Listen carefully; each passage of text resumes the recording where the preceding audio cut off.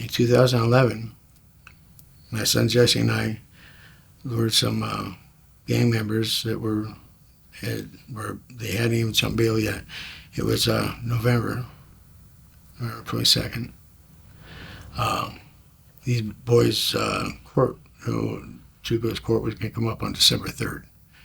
And his girl had come to my house crying that his mother put up her restaurant and she put up her name and he's going to take off to Mexico without them. And leave him holding the bag. So the thug in me, I'll go talk to him. I'll talk about this. If he gets rough, I'll slap him, whatever. Yeah, it turned, that was the worst thing I had to do is get involved with bounty hunting.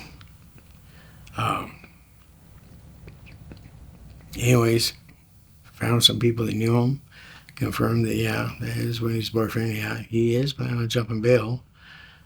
We lured him over the house under the pretense that he could. Well, first, I had him call him and tell him that I heard about him and I'll front him a bunch of drugs. I didn't actually have any drugs, and I never had drugs around my son Jesse or Jordan. But then he said he had plenty. He's just trying to get rid of what he got. So I had him call him back and tell him I'll buy everything he's got. He said, he's just got heroin, so I said, I'll buy the heroin, whatever you got, if you get here right now.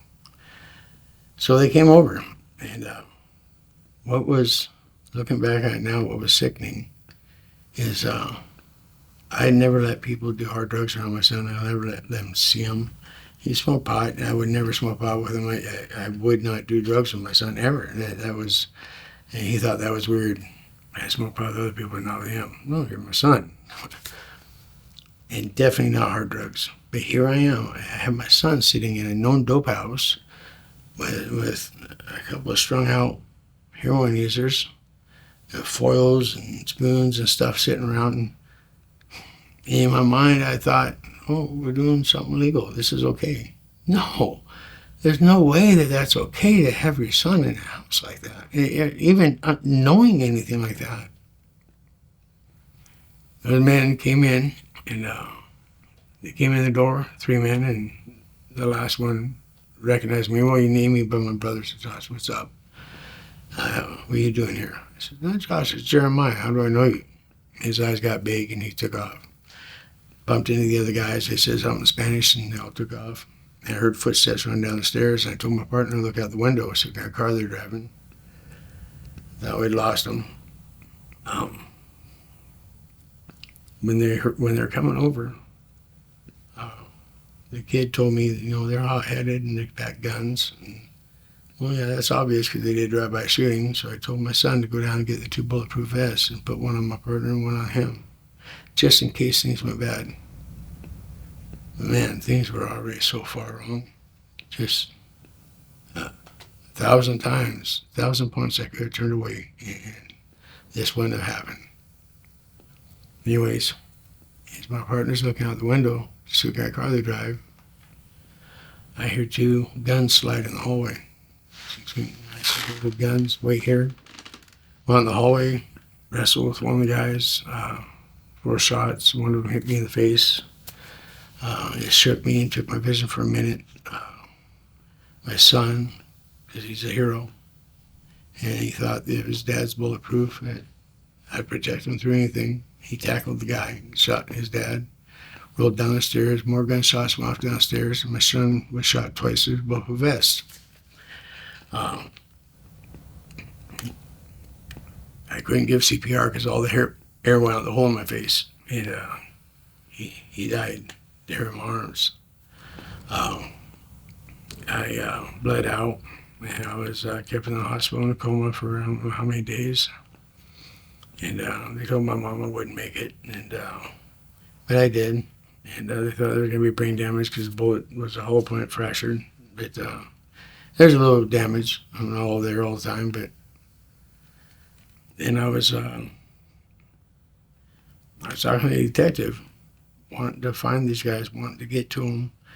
I was telling them all the information I had. I wanted them to pick up the killers of my son. He was only concerned with me. He wanted a conviction on me. Yeah, I can't blame him. I mean, there's 100 things that I did that they knew I did that I got away with. I can't blame him.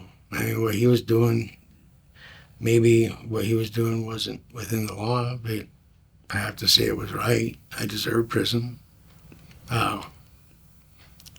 Especially after all my chances and going back to that kind of lifestyle, trying to go a slippery way around the back door. Anyways, I got picked up. I was held in jail, incommunicado, no visits, no phone, no mail. And I was ran through court in 60 days. I asked to hire my own attorney, wasn't allowed to. It was a kind of crazy situation anyways. There's still another appeal coming. Some things were wrong.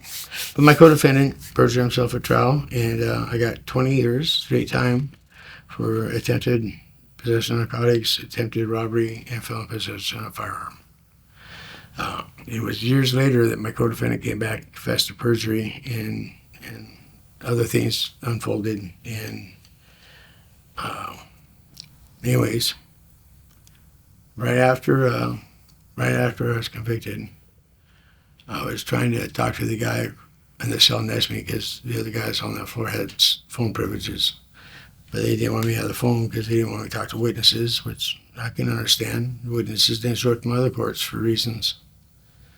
But I was trying to, he had sent a letter out for me. I wanted him to ask my mom if she got that letter. It was from my younger son, Jordan. I was hoping it would give him some peace. I wanted him to know what me and Jesse wanted him to have. Everything that our business, our trucks, or everything, I wanted him to have and do what we wanted with it. And let him know that I was going to appeal it. And I felt pretty sure that I'd be in prison for a little while, but I'd get out on appeal. Anyways, as I'm trying to get the message to him, the hatch slides open and the light came in the cell. He's sitting in a dark isolation cell. That light is kind of blinding. He opened the cell and there was Wendy Johansson, the chief of jail. Said, "Winchester, get back on your bunk. Okay, I'm in trouble for trying to get a message out." And she said, your son Jordan shot himself in the head. Hand out all your clothes and bedding, anything that you have in your cell. If we hear anything more, we'll let you know. It was like a mule kicked me in the chest. I sat on the bed and my arm wouldn't hold me up. In my head, I still had some problems. I wasn't quite all there. The shooting just happened recently, and I was confused about a lot of things. When I went home from the hospital, I'd go out with 2 cups of coffee in the morning, look for my son to get the trucks ready to go work. And I'd look all over the property, and I wouldn't find my son. And in the shop, I'd end up in this one stack of tires. And that's where I'd wake up and realize that Jesse's gone. And I realized there was something wrong with my head when I went out there, and there's the tires got like 7 cups of coffee sitting on it. That's what had been happening for a number of days. I wasn't realizing things. But so with that messed up thinking, I thought that they were taking all my things and taking all my clothes, and just to make sure I was punished a little more, they put me on suicide watch. And every half hour, the guard would come by and open that window, and the light would come in, and the guard would look at me, and I thought they were mocking me. That's not what was happening. Anyways, I was sitting naked in the middle of that floor, and the concrete was cold, and I was just crying and crying until I didn't have any tears left, and everything poured out of me.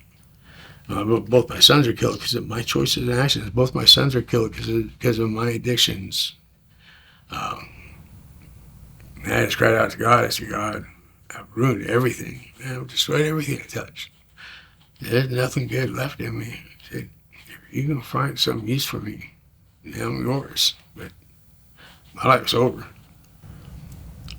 And in that cell, I felt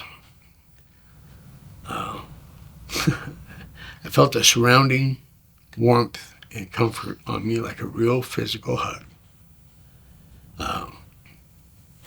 And I knew that there was consequences I had to pay, and there was some pain coming, but I knew I wasn't alone. And so from then, I tried to listen, tried to seek what God was trying to tell me. Because I know I have to listen real close, because doing it my own way, in the past, I always, if I got a good idea, hey, God, how about this? Follow me. No, I always screw everything up. So when I went to prison, I had some problems at Carter Ridge. There's the Serenios that were the kids that shot my son. They escaped to Mexico. One of them got shot in the leg by my partner. When his brother was showing off about how he shot me, he shot his brother in the other leg on the couch while they're cauterizing one leg. He's still in Mexico. The younger brother got caught coming across the border. Arizona border. He was younger, and he didn't. And I really feel for that young man. No, he wouldn't. He wouldn't be in prison today. He wouldn't be dealing with the life of my son on his hands. And maybe he would have got out of the gangs if I hadn't lured him to that house that day. I feel for his mother, who lost both her sons. And all of these are a result of my choices and actions.